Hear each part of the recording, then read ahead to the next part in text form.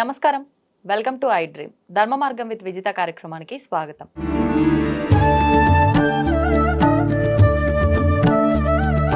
ప్రస్తుతం మనతో పాటు ఉన్నారు ప్రముఖ ఆధ్యాత్మికవేత్త జ్యోతిష్య పండితులు సుభాష్ శర్మ గారు. ఇప్పుడు గురుగారితో మాట్లాడదాం. నమస్కారం అండి. శ్రీమాత్రే. గురుగారు, దీపావళి రాబోతోంది. దీపావళి ముందర 3 రోజుల నుంచే మనకు ఇది 5 రోజుల పండగ జరుపుకుంటాము. ధనత్రయోదశి నుంచి ప్రారంభమవుతుంది. ముఖ్యంగా మనం ఈ వీడియోలో ధనత్రయోదశి గురించి మాట్లాడుకుందాం. ఆ రోజున అంటే ఎటువంటి ఇబ్బందులు ఉన్న వాళ్ళు ఏం చేసుకుంటే దాని నుంచి బయటపడతారు, అమ్మవారి అనుగ్రహం ఉండాలంటే ఎటువంటి వారు ఏమేం చేయాల్సి ఉంటుంది, ఇవన్నీ కూడా వివరించండి. తప్పకుండా తెలియజేస్తానండి. ముందుగా వీక్షిస్తున్నటువంటి ప్రేక్షకులందరికీ శ్రీమాత్రే నమః, శ్రీ గురుభ్యో నమః. నమస్తే అస్తు మహామాయే శ్రీపీఠే సురపూజితే శంఖచక్రగదాహస్తే మహాలక్ష్మీ నమోస్తుతే. మనకు మనిషి జీవితాన్ని మార్చుకోవడానికి, మనిషి జీవితాన్ని ఉద్ధరింపజేసుకోవడానికి, మనిషి కర్మ ఫలితం నుంచి బయటపడడానికి సంవత్సరంలో అత్యద్భుతమైనటువంటి 3 రోజులు వస్తూ ఉంటాయి. అంటే 3 తిథులు వస్తూ ఉంటాయి. ఆ 3 తిథులలో మొట్టమొదటి తిథి ధనత్రయోదశి. ఆ తర్వాత వసంత పంచమి, అక్షయ తృతీయ. ఈ 3 కూడా అమ్మవారి యొక్క అనుగ్రహాన్ని సంపూర్ణంగా పొందడానికి. ఎవరు పొందడానికి అని అంటే కనుక కటిక పేదరికం ఎవరైతే అనుభవిస్తున్నారో, ఆర్థిక పరమైనటువంటి ఇబ్బందులు ఎవరైతే అనుభవిస్తున్నారో, వృత్తిరీత్యా వ్యాపార రీత్యా కష్ట నష్టాలను ఎవరైతే అనుభవిస్తున్నారో అలాంటి వారు వాటి నుంచి బయటపడడానికి ఏ రోజైతే బాగుంటుంది, ఎలాంటి ఆ రోజున ఉపయోగించుకుంటే మేము దాని నుంచి బయటపడగలుగుతాము అని అనుకుంటే అది ఈ యొక్క ధనత్రయోదశి అని పేరు. ధనము అని అంటే కేవలం డబ్బు కోసమని కాదు, దానికి నానా అర్థాలు ఉన్నాయి. దీనిని 3 రకాలుగా పిలుస్తారు. ధనత్రయోదశి, ధనవంతరి జయంతి, అలాగే ధన్తేరస్ అని 3 పేర్లతో పిలుస్తూ ఉంటారు. ఈ 3 పేర్లు కూడా ధనత్రయోదశికి ఉన్నటువంటి పేర్లు. అంటే పూర్వకాలంలో దీనికి ఒక చారిత్రాత్మకమైనటువంటి కథ కూడా ఉంది. కాశీనగరం అనేటటువంటి పట్టణంలో అప్పుడు కాశీ సంస్థానాన్ని ఈ ధనవంతరి అనేటటువంటి మహారాజు పరిపాలించేటటువంటి వాడంట. ఆయన ఆయుర్వేదిక గ్రంథంలో నిష్ణాతుడు. సుశ్రుతుడు ఎలాగో అలాగే ధనవంతరి కూడా అలాగే ఎన్నో రకాలైనటువంటి ఆయుర్వేద ఔషధ గుణాలు ఉన్నటువంటి విద్యను అవపోసన పట్టినటువంటి వాడు. అంటే ఈ ధనత్రయోదశి కేవలం డబ్బు కోసమే అని కాదు, డబ్బు కంటే విలువైనటువంటిది ఆరోగ్యము. కాబట్టి ఆరోగ్యాన్ని కాపాడుకోవడానికి కూడా ఈ ధనత్రయోదశిని ఉపయోగించుకోవచ్చు అని నానా అర్థాలుగా దీన్ని సంబోధించడం జరిగింది. కాబట్టి ఈ ధనత్రయోదశి అనేటటువంటిది మనిషి జీవితాన్ని మార్చుకునేటటువంటి రోజు. కాబట్టి ఎవరైతే కటిక పేదరికం అనుభవిస్తున్నారో, ఆర్థిక పరిస్థితులు ఎవరికైతే బాగా లేవో, అప్పుల ఊబిలో కూడుకుపోయి సతమతమైపోతున్నారు, లేదా వ్యాపారం ఎక్కడెక్కడి నుంచో ఇన్వెస్ట్మెంట్ తీసుకొచ్చి వ్యాపారంలో పెడుతూ ఉంటారు. వ్యాపారం ఇప్పుడున్నటువంటి జనరేషన్, ఇప్పుడున్నటువంటి సిచ్యువేషన్లో అది సరిగ్గా నడవకపోవచ్చు. అది నడవకపోయినా దాన్ని నడిపించేటటువంటి క్యాపబిలిటీ ఎక్కడి నుంచి ఇన్వెస్ట్మెంట్ తీసుకొచ్చి దాన్ని ముందుకు కొనసాగిస్తూ ఉంటారు. అంటే ఆ వ్యాపారంలో ఇబ్బందులు పడుతున్నటువంటి వారికి, ఆర్థిక పరమైనటువంటి నష్టం ఏర్పడుతున్నటువంటి వారు ఈ ధనత్రయోదశి రోజున తప్పకుండా చేయవలసినటువంటి యాగం ఒకటి ఉంటుంది. దాని పేరు కమలాత్మిక సహిత శ్రీ మహాలక్ష్మి యాగం. కమలాత్మిక అంటే దశమహావిద్యల్లో ఉన్నటువంటి శ్రీ మహాలక్ష్మీదేవి యొక్క అవతారం. కమలాత్మిక సహిత శ్రీ మహాలక్ష్మి యాగం ఎవరైతే ఈ ధనత్రయోదశి రోజున ఆచరిస్తారో వాళ్లకు ఆర్థిక పరమైనటువంటి ఇబ్బందులన్నీ తొలగిపోవడమే కాకుండా లక్ష్మీదేవి యొక్క సంపూర్ణమైనటువంటి అనుగ్రహం పొందడానికి ఇది అత్యద్భుతమైనటువంటి రోజు అని అర్థము. ఈ యొక్క రోజుకి మరొక పేరు ఏమిటి అంటే అమృత కాలము అని పేరు. అమృతకాలం ఎందుకు అని అంటే కనుక దీనికి మరొక చారిత్రాత్మకమైన కథ ఏదైతే ఉంటుందంటే, పూర్వకాలంలో క్షీరసాగర మథనం జరిగేటప్పుడు ఆ క్షీరసాగర మథనం నుంచి ధనవంతరి అనేటటువంటి ఒక ఔషధ భాండాగారం వచ్చింది. అది ఎవరు? నారాయణ స్వరూపుడైనటువంటి అవతారం దాల్చినటువంటి ధనవంతరి భగవంతుడు ఆ కలశాన్ని పట్టుకొని ఉద్భవించినటువంటి రోజు కాబట్టి దీనిని ధనవంతరి జయంతి అని కూడా పిలుస్తూ ఉంటారు. అంటే దేవతలకు కూడా అమృతం దొరికినటువంటి రోజు, ధన్వంతరి జయంతిగా ఉద్భవించినటువంటి రోజు. ఇది ఈ రోజుకి శ్రీకారం చుట్టినటువంటి, శ్రీ అంటే సంపద అని అర్థము. కాబట్టి సంపదకు కొలువై ఉన్నటువంటి రోజు కాబట్టి ఇది ధనత్రయోదశి. త్రయోదశి త్రయో అంటే 13 రోజులు అని అర్థం. మళ్ళీ ఈ ధనత్రయోదశి రోజున పూజ చేసే వాళ్ళు ఏం చేయాలి అంటే ఈ రోజు నుంచే దీపాలు వెలిగించడం ప్రారంభమవుతుంది. అయితే దీనికి ఒక సాంఖ్యశాస్త్ర ప్రకారం ఒక ప్రామాణిక ఉంది. ధనత్రయోదశి రోజున 13 దీపాలు వెలిగించాలి. నరక చతుర్దశి రోజున 16 దీపాలు వెలిగించాలి.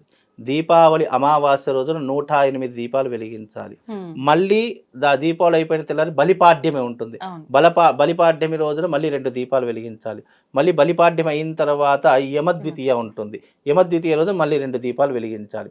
ఇలా వెలిగించేటటువంటి క్రమ పద్ధతి కూడా శాస్త్రం మనకు అందించింది. కాబట్టి ఈ రకమైనటువంటి విధానంతో చేసుకోవాలి. ఇంకోటి ధనత్రయోదశి రోజు శనివారం రావడం చాలా విశేషం. 18వ తారీఖు శనివారం వస్తుంది. శనివారము ప్లస్ ధనత్రయోదశి, ఇంకా ఆ రోజు గొప్పతనం ఏమిటి అంటే శని త్రయోదశి కూడా అదే రోజు. కాబట్టి శని త్రయోదశి, అలాగే ధన్వంతరి త్రయోదశి, అలాగే ఆ రోజున ఎవరెవరు చేసుకోవాలి అని అంటే తప్పకుండా చేసుకోవాల్సినటువంటి ఏలినాటి శని అనుభవిస్తున్నటువంటి వారు, అర్ధాష్టమ శని అనుభవిస్తున్నటువంటి వారు, అష్టమ శని అనుభవిస్తున్నటువంటి వారు, ఆ తర్వాత సప్తమ శని అనుభవిస్తున్నటువంటి వారు, ఈ 4 రాసుల వారు తప్పకుండా చేయించుకోవాలి.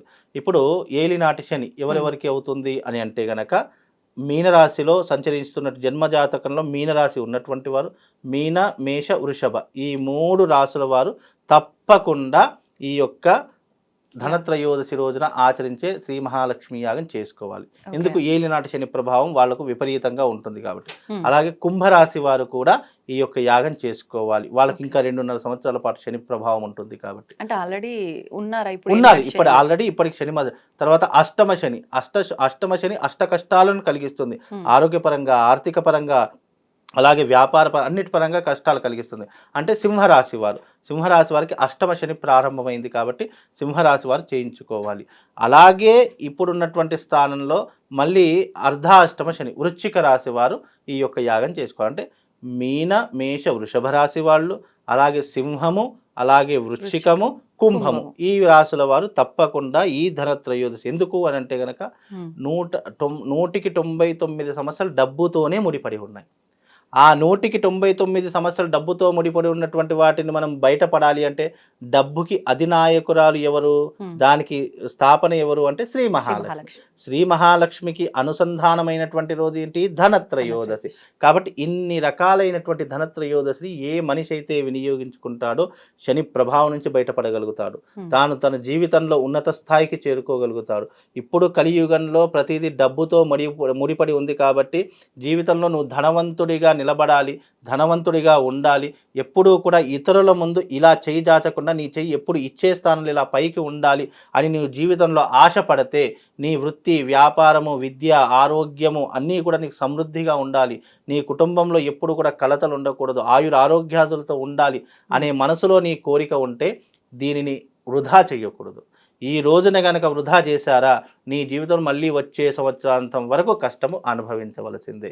నువ్వు కష్టాల ఊబిలోంచి బయటపడాలి, బాధలు, ఇబ్బందుల నుంచి బయటపడాలంటే ఈ ధనత్రయోదశి రోజున తప్పకుండా ఈ యొక్క కమలాత్మికా సహిత శ్రీ మహాలక్ష్మి యాగంలో పాల్గొంటే తప్పకుండా వాళ్ళకి శుభం లాభంతో పాటు పాల్గొన్నటువంటి వారికి విశేషంగా అమ్మవారి ప్రసాదం కూడా దొరుకుతుంది.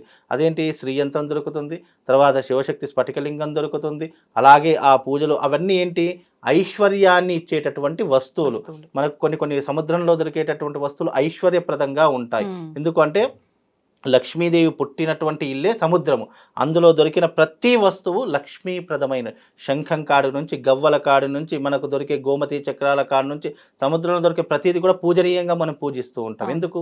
అవి లక్ష్మీదేవి ప్రధానంగా పూజించబడుతూ ఉంటాయి. కాబట్టి ఇలాంటివి కొన్ని వస్తువులను కూడా వాళ్ళకి ఇస్తూ ఉంటాము. కాబట్టి ఈ యాగంలో పాల్గొంటే వాళ్ళకి శుభం లాభంతో పాటు అదృష్ట యోగం కూడా కలుగుతుంది. ఇప్పుడు కొంతమందికి అంటే వయస్సు దాటిపోతున్నా కూడా వివాహం కాదు, అట్లాంటి వాళ్ళు కూడా యాగం చేసుకుంటే ఫలితం ఉంటుందా? తప్పకుండా అమ్మ.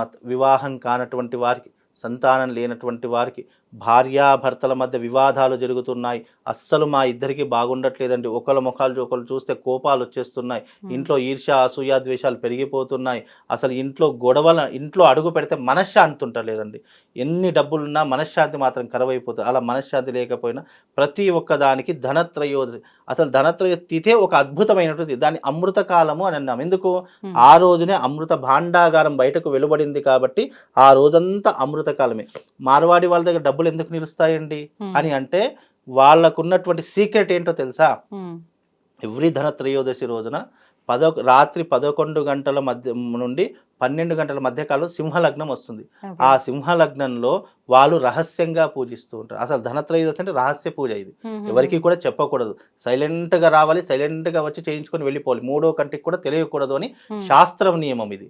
ఎందుకు అని అంటే గనక ధనత్రయోదశి రోజున పూర్వకాలంలో చేసే పద్ధతి ఎలా ఉండేదంటే, పూర్వకాలంలో మార్వాడి వాళ్ళు ఈ యొక్క ధనానికి ఉన్నటువంటి రాసులుగా పోసేవాళ్ళు.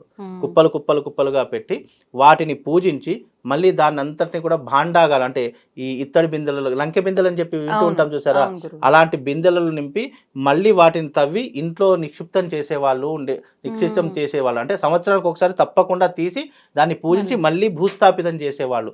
అలా సంవత్సరానికి వాళ్ళకి ఆదాయం పెరిగి దాంట్లో కొద్దిగా కలిపి వాటిని పెంచుకునేటటువంటి స్వభావం పూర్వకాలంలో ఉండేది. ఇప్పుడంటే లాకర్స్ వచ్చేసాయి, బ్యాంకులు వచ్చేసాయి, ఇంట్లో లాకర్స్ పెట్టుకుంటున్నాం, బీరువాలు పెట్టుకుంటున్నాం. కానీ పూర్వకాలంలో అలా కాదు. లంకె బిందెల్లో మార్వాడి వాళ్ళు దాచుకున్నారు. అందుకే మార్వాడి వాళ్ళ దగ్గర డబ్బులు ఎందుకు ఉంటాయండి, వాళ్ళు వ్యాపారంలో నిక్కచ్చిగా ఎందుకు ఉంటారండి, సొంత అన్నదమ్ములు కూడా నమ్మరు. ఎందుకు అని అంటే వాళ్ళు పద్ధతులను కాపాడుకున్నారు. వాళ్ళ వంశపారంపర్యంగా అంటే అనాదిగా వస్తున్నటువంటి ఆచారాన్ని వాళ్ళ తాతలు ఇలా పరంపరంగా వచ్చి వాళ్ళ సాంప్రదాయాన్ని కాపాడుకున్నారు. ఇప్పటికీ అదే పద్ధతిని పాటిస్తున్నారు కాబట్టే వాళ్ళ దగ్గర డబ్బులు నిలుస్తున్నాయండి. నిజంగా వాళ్ళ స్ట్రాటజీస్ చూస్తే కానీ, వాళ్ళ బిజినెస్ తరహా చూస్తే కానీ వాళ్ళ దగ్గర నేర్చుకోవాలనిపిస్తుంది. అలా ఉంటుంది వాళ్ళ స్ట్రాటజీ. కాబట్టి ధనత్రయోదశి అనేటటువంటిది నీ జీవితాన్ని ఉద్ధరింపజేసేటటువంటిది. ఆ రోజున తప్పకుండా రండి, చేయించుకోండి. నిజంగా వాళ్ళ జీవితము అత్యద్భుతంగా మలపబడుతుంది. తప్పకుండా ఆ రోజు నుంచి వాళ్ళు ఆఫ్టర్ లైఫ్ బిఫోర్ లైఫ్ అన్నట్టుగా మారిపోతుందండి. ధన్యవాదాలు. వెల్కమ్ టు ఐ డ్రీమ్ ధర్మ మార్గం విత్ విజిత కార్యక్రమానికి స్వాగతం.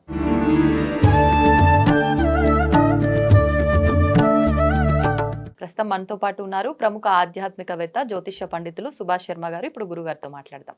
నమస్కారం అండి. శ్రీమాత్రే. గురుగారు, దీపావళి పండుగ రానే వచ్చేసింది. దీపావళి అనగానే ఒక్కరోజు పండుగ కాకుండా 5 రోజుల పండుగగా జరుపుకోవాలని చెప్పి పెద్దవాళ్ళు అంటూ ఉంటారు. అసలు అంటే ఈ 5 రోజులు జరిపే వాళ్ళైతే చాలా తక్కువ మందే ఉంటారు. ఎవరో ఈ పద్ధతుల గురించి, దీని ఆంతర్యం గురించి తెలిసిన వాళ్ళే తప్ప మిగతా వాళ్ళంతా ఒక్కరోజే జరుపుకుంటారు. మరి 5 రోజుల పండుగ జరుపుకుంటేనే అమ్మవారి అనుగ్రహం ఉంటుందా?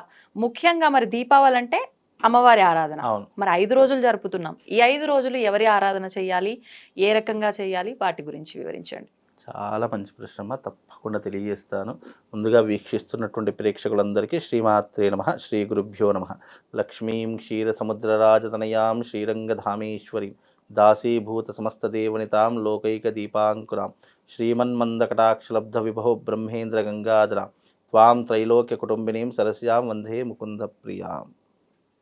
ఇక్కడ దీపావళి అనేటటువంటిది ఏదైతే అమావాస్య రోజున శ్రీ మహాలక్ష్మి పూజలు చేస్తామో ఆ ఒక్కరోజు చేస్తే సరిపోతుంది అని చాలామంది భ్రమపడిపోతూ ఉంటారు. దీపావళి పండగ పరిపూర్ణంగా చేసుకోవాలి, సంపూర్ణంగా దాని యొక్క అనుగ్రహం మనం పొందాలి అని అనుకుంటే దానికి ఖచ్చితంగా 5 రోజులు చేసుకోవాల్సిందే. నేను మొదటి దీపావళి చేసుకుంటాను, తర్వాత 2 రోజులు పూజించను, తర్వాత ముందు వచ్చే 2 రోజులు పూజను, కేవలం నేను దీపావళి చేసుకుంటా అంటే ఎలాంటి ఫలితం రాదు, శూన్యం, ఏ ఫలితమో ఉండదు.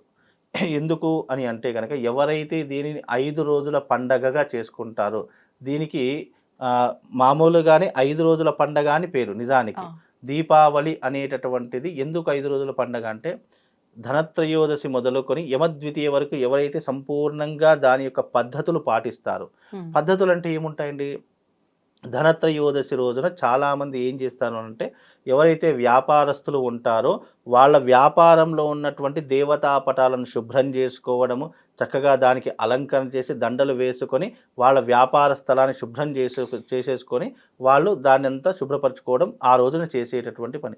ఇంట్లో మనం ఏం చేయాలి, అమావాస్య రోజున దేవతా పటాలు కడగడం కుదరదు కాబట్టి ధనత్రయోదశి రోజునే ఇంట్లో ఉన్నటువంటి వస్తువులు, భాండాగారాలు, దేవతా విగ్రహం అన్నీ శుభ్రపరిచేసుకొని ఆ రోజున రెడీగా పెట్టుకోవడము. పూర్వకాలంలో ధనము అని అంటే కనుక ధాన్యపు రాసులను పూజించేవాళ్ళు. ఇప్పుడంటే ధనత్రయోదశి అంటే బంగారాన్ని పూజించడము, డబ్బుని పూజించడము, వెండిని పూజించడము, ఈ రకమైనటువంటి ఎన్నో రకాలైనటువంటివి వచ్చేస్తూ ఉన్నాయి. ఏదేమైనప్పటికీ ఎవరి భక్తి వాళ్ళది, ఎవరి శక్తి వాళ్ళది కాబట్టి దాన్ని ఏమీ అనలేము. కాబట్టి ఇలాంటి పద్ధతులు ఒకటి ఉన్నాయి. ధనత్రయోదశి అయిపోయింది, నరక చతుర్దశి. నరక చతుర్దశి రోజున ఏం చెయ్యాలి అని అంటే గనక ఏ నీటితోనైతే మనం స్నానం చేస్తున్నామో ఆ నీటిలో వేపాకు వేసుకోవాలి. ఆ తర్వాత వచ్చేసి ఈ సన్ఫ్లవర్కి సంబంధించినటువంటి ఆకులు అవి వేసుకుంటూ ఉండాలి. అలాగే దాంట్లో కొన్ని రకాలైనటువంటి నువ్వులు వేసుకోవాలి.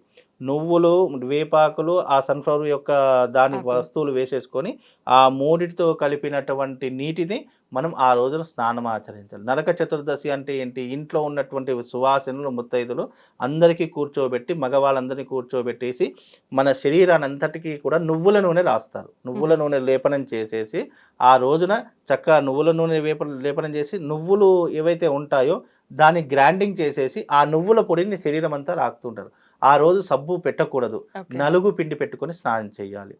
ఆ రకంగా నరక చతుర్దశి దీపావళి హారతులు ఇస్తూ ఉంటారు. హారతులు తీసుకొని నలుగు పెట్టుకొని ఆ రోజున స్నానం ఆచరించి చక్కగా ఆ రోజున కొత్త బట్టలు ధరించుకోవాలి. అమావాస్య రోజున కొత్త బట్టలు వేసుకుంటారు చాలా మంది దీపావళి వచ్చిందంటే, కానీ నరక చతుర్దశి రోజునే మనం కొత్త బట్టలు ధరించుకోవాలని శాస్త్రము. దీపావళి రోజున ఆ రోజున పూజ చేసేసుకొని ఆ రోజు ధరించి మళ్ళీ తీసేసి మళ్ళీ అమావాస్య రోజు వేసుకున్న దోషం ఉండదు. కానీ అమావాస్య రోజు కొత్త బట్టలు వేసుకుంటారంటే కుదరదు. నరక చతుర్దశి రోజున కొత్త బట్టలు ధరించాలి. ఆ రోజున దీపావళి మంగళహారతులు తీసుకుంటే ఆ రోజున ఆ మనిషికి ఇచ్చినటువంటి దీపాలు ఏం చేస్తారు తెలుసా? తినేస్తారు. అవునా? అవి పిండితో చేసినటువంటి పూర్ణము అని అంటాం చూసారా, ఈ పూర్ణ పోలెల్లో పెడుతుంటారు. ఆ పూర్ణముతో చేసినటువంటి దీపాలు ఇవ్వాలి. చాలా మంది మట్టి దీపాలు, మంగళారతులు అంటే మాణిక్యాలతో ఇచ్చేటటువంటివి కాదు. ఆ దీపాలు ఇచ్చిన తర్వాత ఆ దీపాలు తినేస్తారు. ఇచ్చిన వాళ్ళు తినాలా?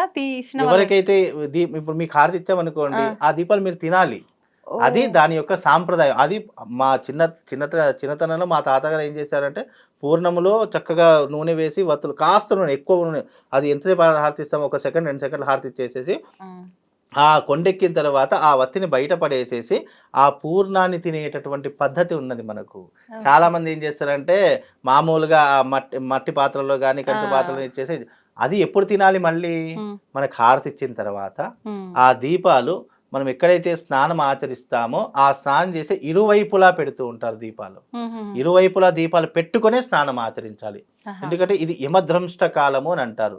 అంటే యమధర్మరాజు యొక్క కోరలు బయటకు వచ్చేటటువంటి సమయం కాబట్టి యమధర్మరాజు కోరలు బయటకు వచ్చాయంటే ఈ యొక్క వాతావరణంలో, నేచర్లో ఎన్నో రకాలైనటువంటి విషపూరితమైనటువంటి వాతావరణం ఏర్పడుతుంది. చలి, ఎండ, వాన ఇవన్నీ ఒకే కాలంలో కురుస్తూ ఉంటాయి.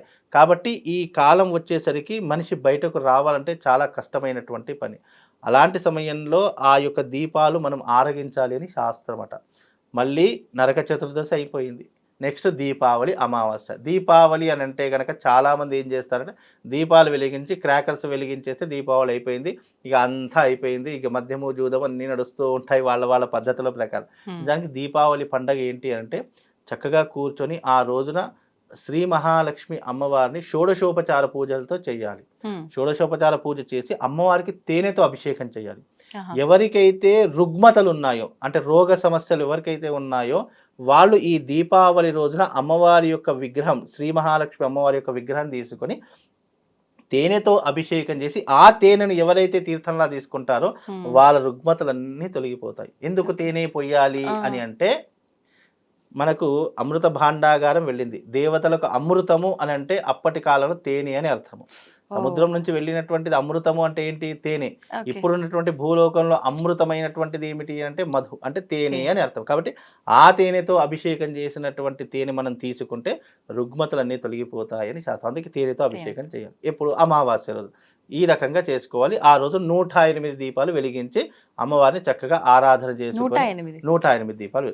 ధనత్రయోదశి రోజున 13 దీపాలు, నరక చతుర్దశి రోజున 2 దీపాలు, దీపావళి రోజున 108 దీపాలు, మళ్ళీ బలిపాడ్యం రోజున 2 దీపాలు, మళ్ళీ యమద్వితీయ రోజున 2 దీపాలు. ఈ రకంగా ఉంటుంది. మామూలుగా మట్టి దీపాలైనా ఏవైనా క్యాండిల్స్ వెలిగించకూడదు. మనదేమి వేరే మతం ఏం కాదు కదా క్యాండిల్స్. కానీ క్యాండిల్స్ ఒక మామూలుగా డోర్స్ దగ్గర మాత్రము ఇవి పెట్టి అన్ని క్యాండిల్సే వెలిగిస్తున్నారు కదా చాలా మంది. క్యాండిల్స్ ఎవరైతే వెలిగిస్తారో వాళ్ళు మన సాంప్రదాయం కాదు, మన కులమే కాదు వాళ్ళది. అంటే మన ధర్మం కాదు అనుకోండి, కులం అనేది వద్దు కానీ మన ధర్మం కాదు. క్యాండిల్స్ అనేటివి వెలిగించదు. ఏవైతే మట్టి ప్రమిదలు ఉంటాయో అవి వెలిగించవచ్చు, లేదా పిండి ప్రమిదలు ఏవైతే ఉంటాయో అవి వెలిగించవచ్చు, లేదా కనీసం ఇత్తడివి కానీ రావి కానీ మాణిక్యాలు ఉంటాయి అవి వెలిగించవచ్చు. అంతే తప్ప క్యాండిల్స్ అనేటటువంటివి వెలిగించకూడదు అని శాస్త్రము. అవి మన పద్ధతులు కాదు కదండి. అందులో ఇంకోటి ఏంటంటే అవి కెమికల్స్ తో కూడుకున్నటువంటివి ఉంటాయి. అందులోనూ అవి వెలిగించేటటువంటి తత్వం ఎలా ఉంటుంది అని అంటే కనుక ఆ ఏవైతే అవి ఎక్కడ వెలిగిస్తారో తెలుసా, అలాంటి పదార్థాలు ఎక్కడైతే మరణం సంభవిస్తుందో అక్కడ వెలిగిస్తారు. అలాంటి పద్ధతులు వేరే ఆచరణలు ఉన్నాయి తప్ప మన ఆచరణ లేవు కాబట్టి క్యాండిల్స్ వెలిగించకూడదు. ఇప్పుడు ఇంట్లో దీపారాధన దగ్గర వెలిగించిన వాటితోటే మీరు చెప్పిన సంఖ్యనా, లేదంటే బయట వరకు వెలిగించేవి అన్ని కలుపుకొని సంఖ్య, అన్ని మీరు ఎన్నైనా 108 సంఖ్య. అవి మీరు ఇంట్లో పెట్టుకుంటారా బయట పెట్టుకుంటారా? పూర్వకాలంలో పల్లెటూరులో ఎలా ఉంటదంటే అరుగులు ఉండేటటువంటి పెద్ద పెద్ద అరుగులు, ఆ అరుగుల నిండా దీపాలు పెట్టేవాళ్ళు. తర్వాత ఇంటి ఎంట్రన్స్ దగ్గర అటొక గూడు ఇటొక గూడు, చిన్న చిన్న గూళ్ళు ఉండేవి, అందులో దీపాలు. మళ్ళీ ఇంటి ముందర ఆవరణలో తులసి కోట ఉండేటటువంటిది, ఆ తులసి కోట చుట్టూ ఇలా అంటే ఆ రోజున మొత్తం దీపాల కాంతుల్లో వెలిగిపోయి సంఖ్య 108 సంఖ్య. అది మీరు ఇంట్లో పెట్టుకున్నా ఇట్లా ఎలా పెట్టుకున్నా ఇంటి దీపాలు ఇంట్లో దేవుడి దగ్గర వెలిగించే దీపాల కాడ నుంచి సంఖ్య వస్తుంది. ఈ మధ్య వాటర్ దీపాలను కూడా పెడుతున్నారు కదండి. ఇది కలియుగం, ఏ దీపాలైనా వెలిగించుకోవాలి మీ ఇష్టం. కాకపోతే పద్ధతి అనేది ఒకటి ఉంటుంది. ఏదైతే మనం ఇంకోటి ఏంటంటే ఆ లక్ష్మీదేవికి ప్రీతికరమైనటువంటిది నెయ్యితో వెలిగించే దీపాలు చాలా శుభసూచకము.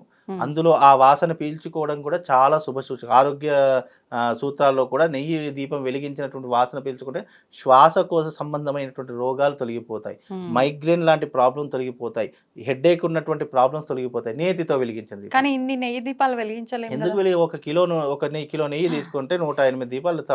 దీపాలంటే ఇంత పెద్ద వెలిగిస్తారు, ఇంత చిన్న దీపాలు దాంట్లో ఎంతో నూనె పడుతుంది చెప్పండి, ఇంత పడుతుంది. అలా 108 దీపాలు, ఒక కిలో నెయ్యి తీసుకుంటే 108 దీపాలకు వచ్చింది.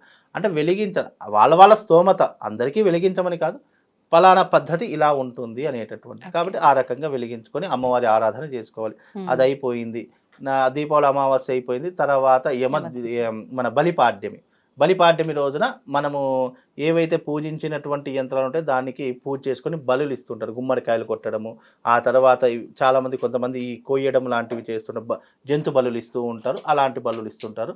ఇక మరుసటి రోజున యమద్వితీయ అంటే అన్నలు ఆ చెల్లెల చేతి వంట తినేటటువంటి ఆచారం ఉన్నటువంటి పద్ధతి. ఈ 5 రోజుల పండుగని ఈ రకంగా ఎవరైతే పూర్తి చేసుకుంటారో. ఇప్పుడు మీరు అన్న ఈ గుమ్మడికాయలు కొట్టడము కట్టడము ఇది అమావాస్య రోజు చేయొద్దా? బలిపాడ్యమి రోజున చేసుకోవాలి. బలిపాడ్యమి అంటే ఏంటి? బలులు ఇచ్చేటటువంటి సమయము. ఏదైతే మనము అమావాస్య రోజున పూజ చేశామో, మనము దసరా రోజు వాహనాలకు పూజ చేస్తాము కదా, అలాగే బలిపాడ్యమి రోజున చాలా మంది ఏం చేస్తారంటే యంత్రములకు, వాహనములకు, ఆ తర్వాత మనం చేసే పనిముట్లకు చాలా మంది దాన్ని పూజించేసేసి బలి ప్రదానాన్ని చేసేటటువంటి ఆచారం అనేటటువంటి ఉంది. అయితే ఇప్పుడున్నటువంటి ఆచారం గుమ్మడికాయలతో చాలా మంది, అంటే కాలం మారింది కాబట్టి గుమ్మడికాయలతో బలి తీసేస్తున్నారు. కొంతమంది ఆచారాల్లో ఏంటంటే జంతు బలులు, మేకలను, గొర్రెలను, ఈ రకమైనటువంటి లేదంటే కోళ్లను, దేన్నైనా ఒక దాన్ని బలి ఇచ్చేసేసి అది ఎవరైతే మన కింద పని చేసేటటువంటి వాళ్ళు ఉంటారు చూసారా, వాళ్ళకు ఆహారం వండుకోమని వాళ్ళకి ఇచ్చేటటువంటి వాళ్ళు అన్నమాట.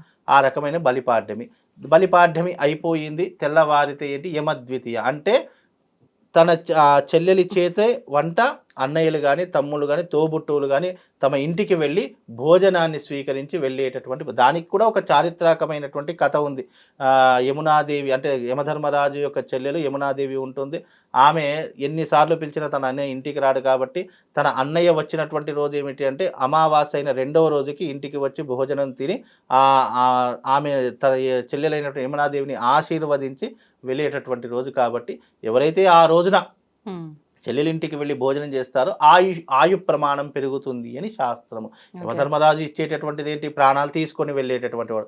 ఇంకా ప్రాణం పోసేటటువంటి తీసేవాడికి ఇచ్చే అర్హత కూడా ఉంటుంది. కాబట్టి ఎవరైతే ఆ రోజున భోజనం చేస్తూ ఉంటారో వాళ్ళకు ఆయు ప్రమాణంతో పాటు ఐశ్వర్యం కలుగుతుంది, ఆరోగ్యాదులు కలుగుతాయని శాస్త్రము. కాబట్టి ఈ రకమైనటువంటి 5 రోజుల పండుగ సంపూర్ణంగా ఎవరైతే చేసుకుంటారో అది సంపూర్ణమైనటువంటి దీపావళి. అప్పటి వరకు అది పండగ అనిపించుకోదు. కాబట్టి ఉమ్, చూస్తున్న ప్రేక్షకులు సంపూర్ణంగా విని తప్పకుండా 5 రోజులు పండగ చేసుకోండి. ఏదో బండలు మోయాల్సిన పని లేదు. ఏదో మనం బరువైనటువంటి పని చేయాల్సి ఇది సాధారణంగా మన సనాతన సాంప్రదాయంలో చెప్పినటువంటి పండగ అని అర్థం అమ్మ. ఇప్పుడు ప్రత్యేకించి ఒకవేళ ఈ పలానా రాశి వారికి కనుక ఈ ఇబ్బంది ఉంటే ఈ విధానం ఆచరిస్తే బాగుంటుంది అనే విధానాలు ఏమైనా ఉన్నాయండి తప్పకుండా దీపావళికి? ఉంటాయమ్మా. 5 రోజుల పండగ కాబట్టి ద్వాదశ రాసుల్లో ముఖ్యంగా ఈ 5 రోజుల పండగ చేసుకునేటటువంటి వారు ఎవరు అని అంటే గనక ముఖ్యంగా మీనరాశి వారు చేసుకోవాలి, మేషరాశి వారు చేసుకోవాలి, సింహరాశి వారు చేసుకోవాలి, అలాగే వృశ్చిక రాశి వారు, కుంభరాశి వారు. ఈ 5 రాసుల వారు తప్పకుండా ఈ 5 రోజుల పండగ చేసుకోవాలి.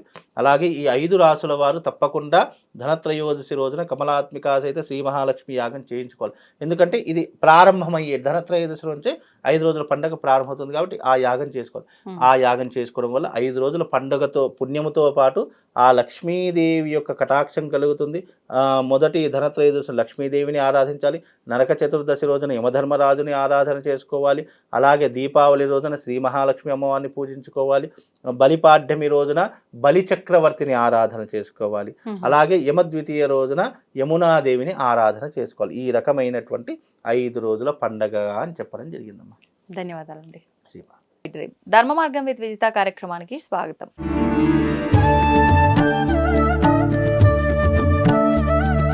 ప్రస్తుతం మనతో పాటు ఉన్నారు ప్రముఖ జ్యోతిష పండితులు ఆధ్యాత్మికవేత్త సుభాష్ శర్మ గారు. ఇప్పుడు వారితో మాట్లాడదాం.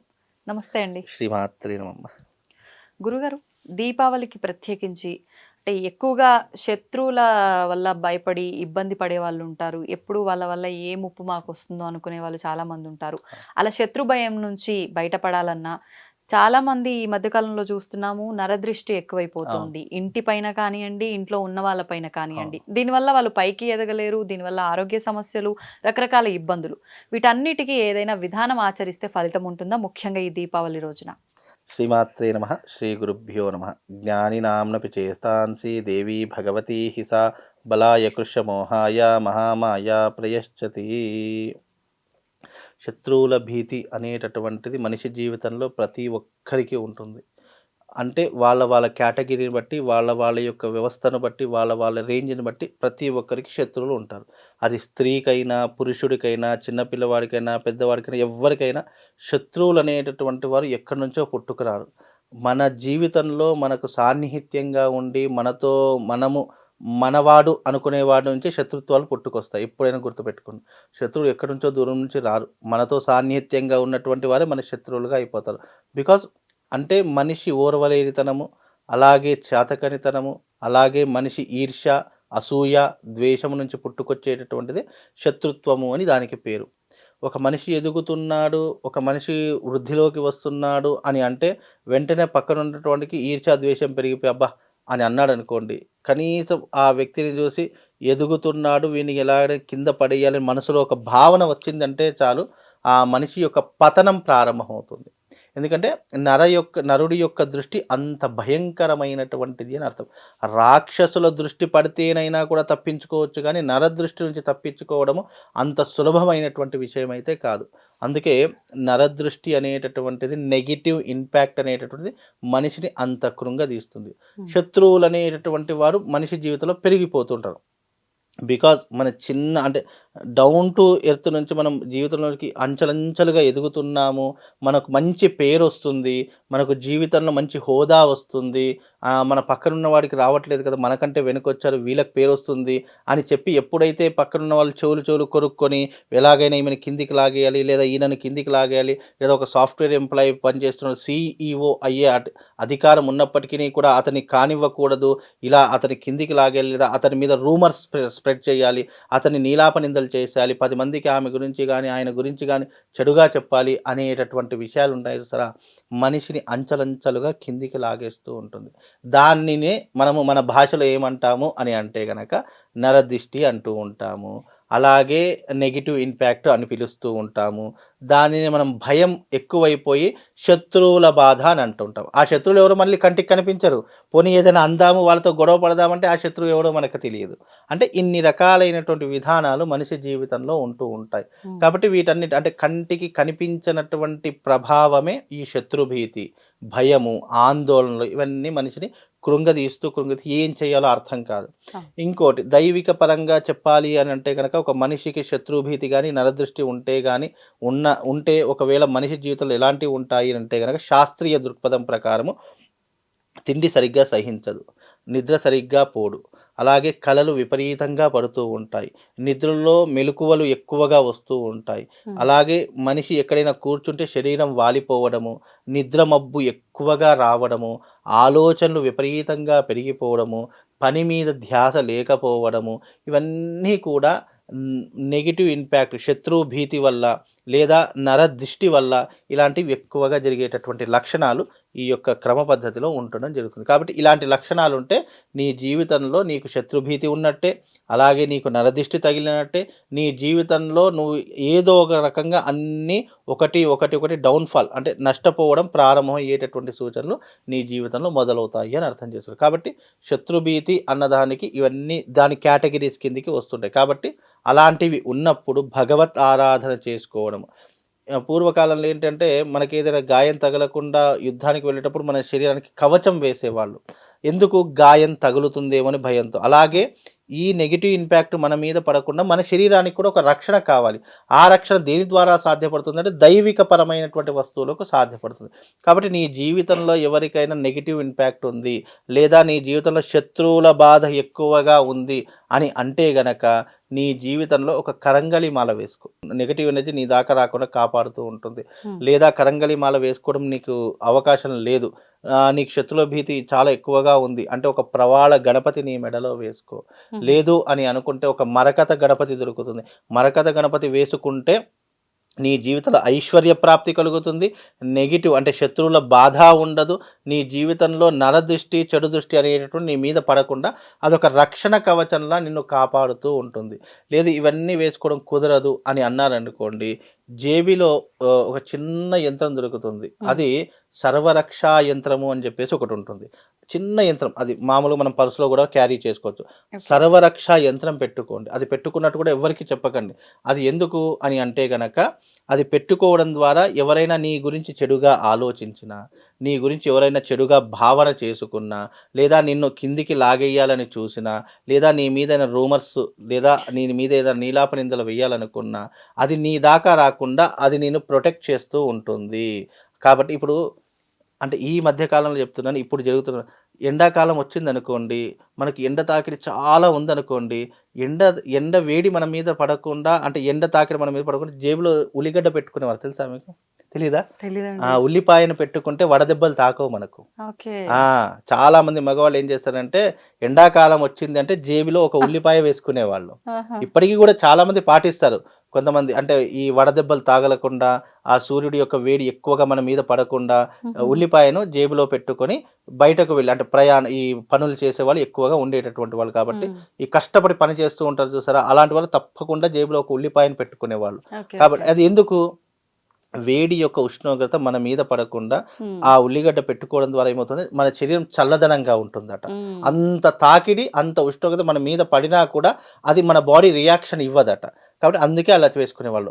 అలాగే మన శరీరం రక్షగా పొందడానికి కొన్ని తాంత్రిక పరమైనటువంటి విద్యల్లో ఈ యంత్రము అనే సర్వరక్షా యంత్రం దాని పేరు. ఆ సర్వరక్షా యంత్రం కూడా పెట్టుకుంటే మనకు ఈ నెగిటివ్ బాధ శత్రువుల భీతి నుంచి మనం బయటపడవచ్చు.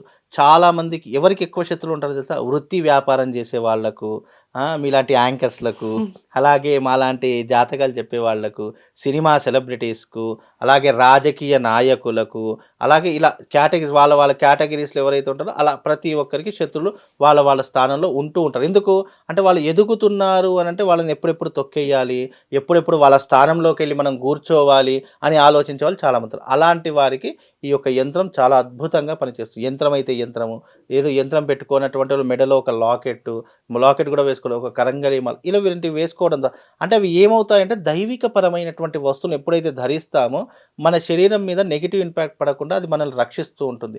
శత్రువులు ఎవరైనా మన మీద దాడి చేద్దామనుకున్నా, మన గురించి ఏదైనా నెగిటివ్ స్ప్రెడ్ చేద్దామనుకున్నా అది మన దాకా రాకుండా ఒక రక్షణ కవచంలా మనల్ని ప్రొటెక్ట్ చేసేటటువంటి అంశాలు ఇలా చాలా ఉన్నాయి. ఇలాంటి వస్తువులు ఏదో ఒక వస్తువు మెడలో ధరించుకోవడం వల్ల వాళ్ళకి శుభం లాభం కలుగుతుంది. లేదు ఇవన్నీ వేసుకోనండి నాకు అవన్నీ నమ్మకం లేదు అంటే మీరు ఒక మంత్రం చెప్తాను, ఆ మంత్రాన్ని కనుక ప్రతిరోజు స్నానం చేసిన వెంటనే ఒక్క 11 సార్లు చదువుకుంటే గనక తప్పకుండా శత్రు భీతి తొలగిపోతుంది అని శాస్త్రము. అది ఏమిటి అంటే ఆంజనేయ స్వామికి సంబంధించినటువంటి చాలా పెద్దగా ఉంటుంది. నేను చిన్నగా చెప్తాను. అతులిత బలధామం స్వర్ణశైలాపదేహం ధనుజవనకృశానాం జ్ఞానీనమగ్రగణ్యం సకల గుణ నిధానం వానరానామదేశం రఘుపతి ప్రియభక్తం వాతజాతం నమామి ఘోష్పాదీకృత వారాసిం మసకీకృత రాక్షసం రామాయణం మహామాలరత్నం వందే నీలాత్మజం యత్ర యత్ర రఘునాథకీర్తనం తత్ర తత్ర కృతమస్తకాంజలిం భాష్పావారి పరిపూర్ణలోచనం మారుతిం నమత రాక్షసాంతకం. ఈ మంత్రాన్ని చదువుకోవడం వల్ల అంటే పూర్వకాలంలో రాక్షస భీతి ఉన్నటువంటి వాళ్ళు ఈ మంత్రాన్ని అంటే ఆంజనేయ స్వామి మంత్రాన్ని చదువుకుంటే రాక్షసుల దగ్గరికి వచ్చేవాళ్ళు కాదట. ఈ కలియుగంలో రాక్షసులు ఎవరు? మనతో ఉండి మన వెన్నండే ఉండి గోతులు తీసేవాళ్ళు రాక్షసులు. అలాంటి వారు మన దగ్గరికి రాకుండా ఉండడానికి ఈ మంత్రం చదువుకుంటే తప్పకుండా వాళ్ళకు ఒక రక్షా కవచం ఏర్పడి ఆ భగవంతుడు వాళ్ళని చల్లగా చూస్తారండి. ధన్యవాదాలు గురుగారు. వెల్కమ్ టు ఐ డ్రీమ్ ధర్మ మార్గం విత్ విజిత కార్యక్రమానికి స్వాగతం.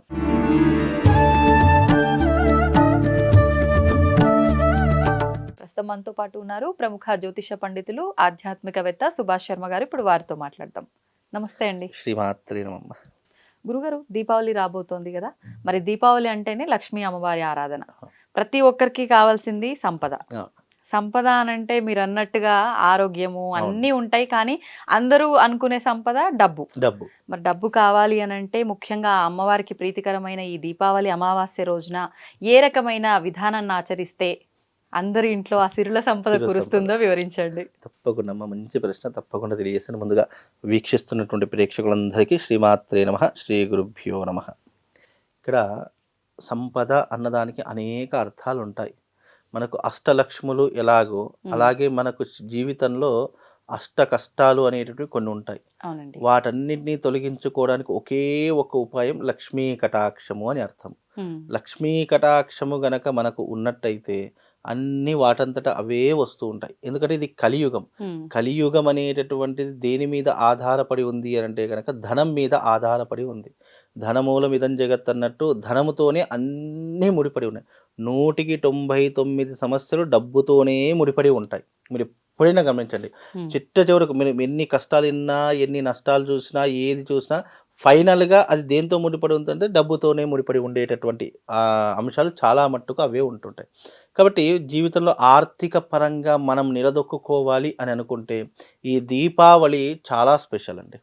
ఈ దీపావళి అమావాస్య అనేటటువంటిది సిరి సంపదలను మన ఇంటికి తెచ్చుకోవడానికి, అలాగే లక్ష్మీ కటాక్షాన్ని పొందడానికి చాలా అత్యద్భుతమైనటువంటి రోజు అని గుర్తించవచ్చు. అలాగే ఈ ధనత్రయోదశి దీపావళికి చాలా దగ్గర సంబంధం ఉంది. ధనత్రయోదశి రోజున ఏం చేస్తామంటే ఆకాశ మార్గంలో లక్ష్మీదేవి సంచరిస్తూ ఉంటుందట. దీపావళి అమావాస్య రోజున ఎవరైతే ధనత్రయోదశి రోజున పూజించినటువంటి స్త్రీ యంత్రం కావచ్చు, మేరు యంత్రం కావచ్చు, లేదా లక్ష్మీదేవికి సంబంధించిన డాలర్ కావచ్చు, ఆ ధనత్రయోదశి రోజున పూజించే ఏ వస్తువైనా సరే దీపావళి రోజున మన ఇంటికి తెచ్చుకొని ఇంట్లో పెట్టుకోవడం ద్వారా లక్ష్మీ కటాక్షం కలుగుతుంది అని శాస్త్రము. ఎందుకంటే పూర్వకాలంలో లక్ష్మీ కటాక్షము పొందడానికి ఎన్నో మార్గాలను, ఎన్నో రకాలైనటువంటి విధి విధానాలను మన పూర్వీకులు మనకు శాస్త్ర దృక్పథం ద్వారా అందించినారు. కాబట్టి ఈ దీపావళి పండగ అనేటటువంటిది లక్ష్మీ కటాక్షాన్ని పొందడంతో పాటు వృత్తిరీత్యా, వ్యాపారరీత్యా, ఆరోగ్యరీత్యా, ఐశ్వర్యరీత్యా అన్నిటికీ కూడా మూల కారణమైనటువంటిది ఈ దీపావళి పండగ. కాబట్టి ఈ దీపావళి రోజున అందరికీ కూడా ఒక చక్కనైనటువంటి ఉపాయం చెప్తాను. మనము ప్రతిరోజు ఇంట్లో వాడుకునేటటువంటి ఉప్పు ఉంటుంది. అలాగే ఉప్పు అంటే లక్ష్మీదేవితో సమానం. దాన్ని లవణము అని అంటారు సంస్కృతంలో. లవణ దీపం వెలిగించాలి. లవణ దీపం వెలిగించడం వల్ల ఏమవుతుంది అని అంటే కనుక ఇంట్లో లక్ష్మీ కటాక్షం కలుగుతుంది. ఎస్పెషల్లీ లక్ష్మీ దీపము అని అంటే కనుక మనం ఉప్పు మీద వెలిగించినటువంటి దీపాన్ని లక్ష్మీ దీపము అంటే పిలుస్తూ ఉంటాం. కాబట్టి ఈ దీపావళి రోజున ఎవరైతే ఇంట్లో చక్కగా శుచిగా శుభ్రతగా అన్నీ క్లీన్గా చేసేసుకొని లక్ష్మీ దీపాన్ని ఈ రోజున వెలిగిస్తారో వాళ్ళ ఇంటిలోకి లక్ష్మీదేవి వచ్చి కూర్చుంటుంది. అయితే మామూలు రోజుల్లో మనం ఉప్పు మీద దీపం వెలిగించేసి మామూలుగా ఒక వత్తి పెట్టేసి చక్కగా ఒక దీపం పెట్టేసి వెలిగిస్తుంటాం. కానీ ఈ దీపావళి చాలా స్పెషల్. ఎవరైతే ఈ దీపావళి రోజున 4 గవ్వలు, 4 గోమతీ చక్రములు, అలాగే శంఖములు, చిన్న చిన్న శంఖములు దొరుకుతాయి, అవి పూజా స్టోర్లో దొరుకుతాయి. ఈ 3 రకాలైనటువంటి వస్తువులు తీసుకోవాలి. అన్ని 4 తీసుకోవాలి. శంఖములు 4, గవ్వలు 4, లక్ష్మి గవ్వలా అండి? లక్ష్మీ గవ్వలు. లక్ష్మీ గవ్వలు 4, గోమతి చక్రములు 4. ఉమ్, ఇలా అన్ని 4, 4 కలిస్తే 12 అవుతాయి. ఈ 12 వస్తువులను చక్కగా ఒక ఇత్తడి పళ్ళెం గానీ, రాగి పళ్ళెం గానీ, విస్తరాకు గానీ, ప్లాస్టిక్ లాంటిది గానీ, మనం తినేటటువంటి ప్లేట్ గానీ స్టీల్. వాడకూడదు. ఉమ్, స్టీలు కూడా వాడకూడదు. తప్పకుండా కంచు వాడవచ్చు. ఓకే. కంచు పదార్థం వాడవచ్చు, ఇత్తడి వాడవచ్చు, ఆ రాగి పళ్ళెం వాడవచ్చు. ఈ మూడిట్లో ఏదైనా ఒక వస్తువు తీసేసుకొని అందులో చక్కగా సమాంతరంగా ఉప్పు వేసేసుకోండి. అది కూడా మనం తినేటటువంటి ఉప్పు కాదు, సన్నపు ఉప్పు కాదు, కళ్ళుప్పు అని కల్లుప్పు. ఉంటుంది, దొడ్డుప్పు. ఆ దొడ్డుప్పుని దాని సమాంతరంగా వేసేసుకొని ఉమ్, దాని పైన పద్మం ముగ్గు వేయండి. ఉమ్, ఆ పద్మం ముగ్గు దేనితో వెయ్యాలి? పసుపు, కుంకుమ ఈ 2 ద్రవ్యములు కలిపి వెయ్యాలి. ఓకే. పసుపు వేసేసి దాని మీదకెళ్ళి కుంకుమ వేయడం కాదు. పసుపు, కుంకుమ 2 కలిపి ఉమ్, దాన్ని పద్మం ముగ్గు వేసేసి మధ్యలో ఏం పెట్టాలి? మన దీపపు కుంది ప్రమిద. పెట్టాలి. ఆ, దీపపు మట్టిదైనా పర్వాలేదు, లేదు అనంటే ఇత్తడిదైనా పర్వాలేదు, కంచు ప్రమిదైనా పర్వాలేదు, లేదా పిండితో చేసినటువంటి అంటే బియ్యపు పిండితో చేసినటువంటి ప్రమిదైనా పర్వాలేదు. ఉమ్, ముఖ్యంగా ఇంట్లో లక్ష్మీ కటాక్షం కావాలి అంటే మట్టి పాత్ర కావచ్చు, లేదు అంటే పిండితో చేసినది ఇంకా చాలా శ్రేష్టము, విశేషం. విశేషం. కాబట్టి ఈ పిండితో చేసినటువంటి ప్రమిదను పెద్దదిగా చేసుకోవాలి. ఉమ్, దాదాపుగా ఒక పెద్ద అఖండ దీపం ఎలాగైతే ఉంటుందో ఆ మోతాదులో ఆ యొక్క దీపాన్ని చేసుకోవాలి. చేసుకొని దాంట్లో చక్కగా నెయ్యి వెయ్యాలి. చాలామంది చేసేట తప్పు ఏంటంటే నూనె వాడుతూ ఉంటారు. లక్ష్మీ కటాక్షం తొందరగా సిద్ధాంతం నెయ్యే వాడాలి. ఉమ్, కాబట్టి ఆ నెయ్యితో చేసినటువంటి దీపం వెలిగించాలి. వెలిగించి నేను చెప్పినటువంటి వస్తువులు గవ్వలు, ఆ తర్వాత గోమతీ చక్రములు, ఆ తర్వాత శంఖములు. శంఖం. ఈ 3 పదార్థాలు ఎక్కడ పెట్టాలి అంటే ఆ దీపం వెలిగించిన తర్వాత ఉమ్, దక్షిణం వైపు గవ్వలు పెట్టాలి. ఉత్తరం వైపు ఈ యొక్క శంఖములు పెట్టాలి. దీపపు ముందు భాగంలో గోమతీ చక్రములు వెలిగించాలి. అంటే 3 దిక్కుల ఆ యొక్క ద్రవ్యములు పెట్టాలి. ఓకే. వెనక భాగము చిల్లర నాణెములు పెట్టాలి. అంటే కాయిన్స్ ఎన్ని అండి? 11 కానీ 21 కానీ మన స్తోమతకు తగినటువంటి ఎన్ని అయితే అన్ని పెట్టవచ్చు. లేదా కనీసం తక్కువ 11 అయితే తప్పకుండా పెట్టాలి. ఉమ్, అవి కూడా పూర్వకాలంలో రాగి నాణాలు పెట్టేవాళ్ళు. అప్పుడు పూర్వ పద్ధతి ఆచారం. కానీ ఇప్పుడు రాగి నాణాలు మనకు దొరుకుతాయో దొరకయో అవును. మనకు తెలియదు. అవును. దొరికితే రాగి నాణాలు పెట్టండి. దొరకకపోతే కనీసం చిల్లర కాయిన్స్ అయినా పెట్టండి. ఇలా 4 వైపులా లక్ష్మీప్రదమైనటువంటి వస్తువులు పెట్టడం వల్ల నీ ఇంట్లో లక్ష్మీదేవి తిష్ట వేసి కూర్చుంటుంది. ఉమ్, నీకున్నటువంటి ఆర్థిక బాధలు తొలగిపోతాయి. అలాగే నీకున్నటువంటి వృత్తి వ్యాపార బాధలు తొలగిపోతూ ఉంటాయి. నీకు రావాల్సిన డబ్బు ఎవరికైనా చాలామందికి బయట డబ్బులు ఇచ్చేస్తుంటారు అప్పులు. మన వాడే కదా అని చెప్పి మనం ఏం పట్టించుకోము. కానీ అవును. మనకు అవసరమైనప్పుడు ఆ డబ్బులు తిరిగి రావు. చెప్పులు అరిగిపోయేంత వరకు కూడా తిరిగి రావు. ఎవరైతే ఇలాంటి దీపము వెలిగిస్తారో ఈ లవణ దీపము అది దాదాపుగా ఒక 11 రోజులు వెలిగించండి. ఇది అమావాస్య దీపావళి కాబట్టి ఈ రోజున వెలిగించుకోండి. ఉమ్, ఈ దీపావళి నుంచి ఒక 11 రోజుల పాటు కంటిన్యూగా వెలిగించండి. ఓకే. ఎవరికైతే డబ్బు ఆగిపోయిందో ఆ ఆగిపోయినటువంటి డబ్బు తడుచుకుంటూ మీ ఇంటికి వస్తుంది. ఉమ్.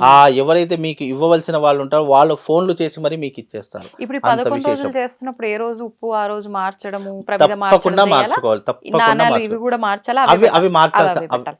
ఓన్లీ మార్చుకోవాల్సింది లవణము అంటే ఉప్పు మాత్రమే ప్రమిద. మార్చుకోవాలి. ఉమ్, ప్రమిద మార్చుకోవాలి అంతే. మిగతావన్నీ యాజ్ ఇట్ ఈజ్ అలాగే ఉండాలి. మొదటి రోజు ఏ పద్ధతితో వెలిగించావో చివరి రోజు వరకు అదే వరకు వెలిగించాలి. అది దేనికి? డబ్బులు రావడానికి.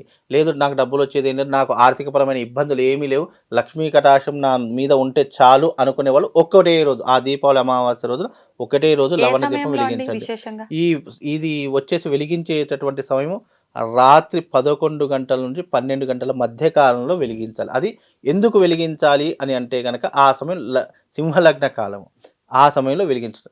అంత సమయం నాకు లేదు అని అంటే గనక ప్రదోష కాలము, సాయంకాలము 6:30 నుండి 7 గంటల మధ్య కాలంలో ఈ దీపం వెలిగించండి. అంటే మామూలుగా తీవ్రమైనటువంటి ఆర్థికపరమైన ఇబ్బందులు పడుతున్నారు అంటే రాత్రి పడుకునే ముందు ఆ దీపం వెలిగించండి. లేదు ఏం ఆర్థికపరమైన ఇబ్బందులు ఏం లేవండి, డబ్బు మాకు చాలా సమృద్ధిగా ఉంది, అమ్మవారి అనుగ్రహం ఉంటే చాలు అని వెలిగించే వాళ్ళు ప్రదోష కాలంలో 6:30 నుంచి 7 గంటల వరకు ఈ లవణ దీపం ఈ దీపావళి అమావాస్య రోజు వెలిగించండి. మీ జీవితంలో ఎన్నో మెరాకిల్స్ జరుగుతాయి, ఎన్నో అద్భుతాలు జరుగుతాయి. సాక్షాత్తు లక్ష్మీ కటాక్షం కలగడానికి ఇది ఒక చక్కని ఉపాయం అమ్మ. ధన్యవాదాలండి.